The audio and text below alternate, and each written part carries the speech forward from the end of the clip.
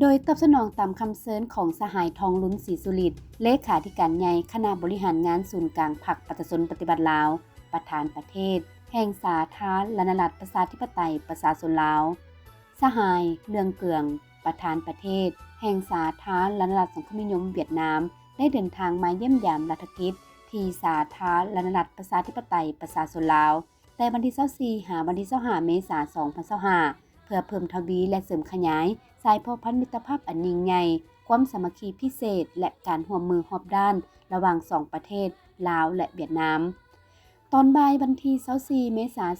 2025สหายเรืองเกืองพร้อมด้วยคณะผู้แทนขั้นสูงได้เดินทางถึงสนามบินสากลวัดไตนครหลวงเวียงจันทน์พิธีต้อนรับแม่นที่สนามบินสากลวัดไตได้จัดขึ้นอย่างสมเกียรติโดยมีสหายนางเข็มมณีพ้นเสนาหัวหน้าห้องว่าการสำนักงานประธานประเทศทั้งเป็นรัฐมนตรีเกียรติยศพร้อมด้วยคณะทั้งฝ่ายลาวและเวียดนามให้การต้อนรับอย่างอบอุ่น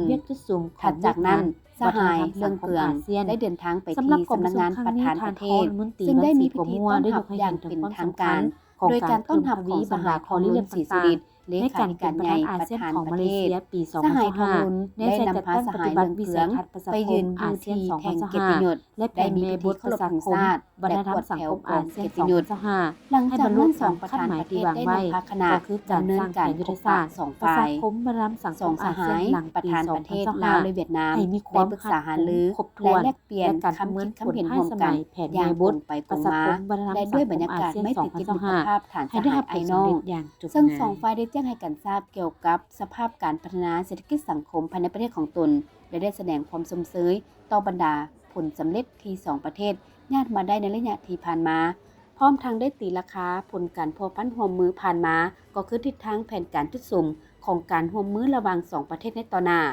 ในขณะเดียวกันสหายประธานประเทศเรืองเกืองได้แสดงความขอบใจต่อการต้อนรับที่อบอุ่นไมตรีจิตมิตรภาพอันสนิทสนมในครั้งนี้พร้อมทางได้แสดงคำหมายมั่นว่าจะสืบต่อให้การร่วมมืออย่างใกล้ชิดสนับสนุนและช่วยเหลือลาวก็คือการสุกนิ้วเสริมขยายสายพันธมิตรภาพอันยิ่งใหญ่ความสามัคคีพิเศษและการร่วมมือรอบด้านระหว่าง2ภาค2รัฐและประชาชน2ชาติเวียดนามลาวให้เจริญรุ่งเรืองขึ้นไปเรื่อยๆภายหลังที่สำเร็จการพบปะสหายทองลุ้นศรีสุริตน์และสหายเรืองเกืองได้เข้าร่วมเป็นสักขีพยานในพิธีลงนามเอกสารจำนวน3ฉบับคือ1หนังสือเจตจำนงว่าด้วยการช่วยเหลือก่อสร้างสำนักงานกองบัญชาการทหารชายแดนกองทัพประชาชนลาวระหว่างกระทรวงป้องกันประเทศของลาวและกระทรวงป้องกันประเทศเวียดนาม 2. แผนการร่วมมือประจำปี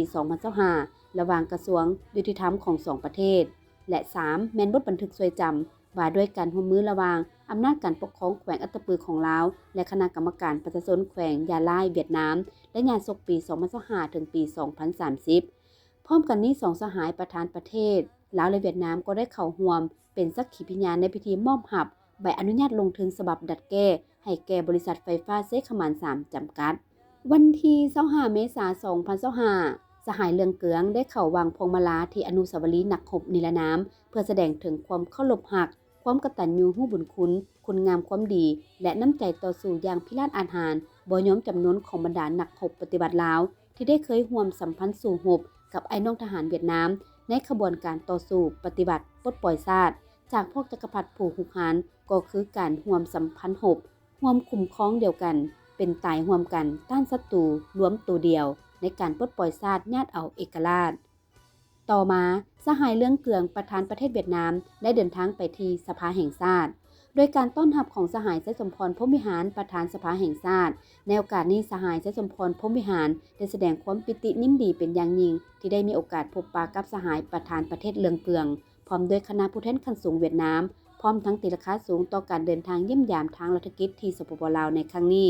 ซึ่งได้นำเอาไมตรีจิตมิตรภาพอันอบอุ่นและความสามัคคีหักแพงอย่างลึกซึ้งมายังพรรครัฐบาลและประชาชนลาวบรรดาเผ่าทั้งเป็นการประกอบส่วนสำคัญเข้าในการเสริมขยายสายพันธมิตรภาพอันยิ่งใหญ่ความสามัคคีพิเศษและการร่วมมือรอบด้านระหว่างลาวเวียดนามเว้ารวมโดยเฉพาะเป็นสายพันธร่วมมือระหว่าง2องค์การนิติบัญญัติของ2ประเทศให้นับมือนับแตกดอกออกผลพิเศษได้แสดงความขอบใจอย่างจริงใจต่อการช่วยเหลือในหลายโครงการที่มีความสำคัญและเป็นสัญลักษณ์แห่งการพัวพันร่วมมือของ2ประเทศโดยเฉพาะหอสภาแห่งชาติลาวหลังใหม่ ถัดจากนั้นสหายเลืองเกืองได้เข้าวางกระตาดอกไม้ที่รูปหล่อประธานไกรสอนพรหมวิหารเพื่อแสดงความเคารพรักความกตัญญูรู้บุญคุณต่อประธานไกรสอนพรหมวิหารผู้นำที่แสนเคารพรักของปวงชนลาวทั้งชาติผู้นำพาภารกิจปฏิบัติอยู่ลาวซึ่งประธานไกรสอนพรหมวิหารและประธานสุภานุวงศ์ได้ร่วมกันกับประธานโฮจิมินห์และบรรดาการนำปฏิบัติของลาวและเวียดนามได้วางรากฐานในแก่สายพัวพันมิตรภาพอันยิ่งใหญ่ความสามัคคีพิเศษและการร่วมมือรอบด้านระหว่างสองพรรคสองรัฐและประชาชนสองชาติลาวเวียดนามภายหลังที่สหายเลืองเกืองพร้อมคณะผู้แทนขั้นสูงเข้าวางกระตาดอกไม้อยู่ต่อหน้ารูปปั้นหล่อของประธานไกรสอนพรหมวิหารแล้วสหายก็ได้เยี่ยมชมพิพิธภัณฑ์ไกรสอนพรหมวิหารและลงนามปึ้มบันทึกการเยี่ยมยามมีเนื้อในว่าสายพัวพันธุ์ที่ซัดซื้อหาได้ยากมีหนึ่งเดียวในโลกระหว่างสองประเทศเวียดนามลาวผ่านสายพัวพันธุ์นั้นได้ประกอบส่วนเพิ่มทวีเพิ่มพูนคุ้นสร้างให้สายพัวพันธุ์มิตรภาพที่ยิ่งใหญ่ความสามัคคีพิเศษและการร่วมมือรอบด้านเวียดนามลาวแล้วเวียดนามนับมือนับพัฒนาและแตกดอกออกผลอย่างบ่หยุดยั้ง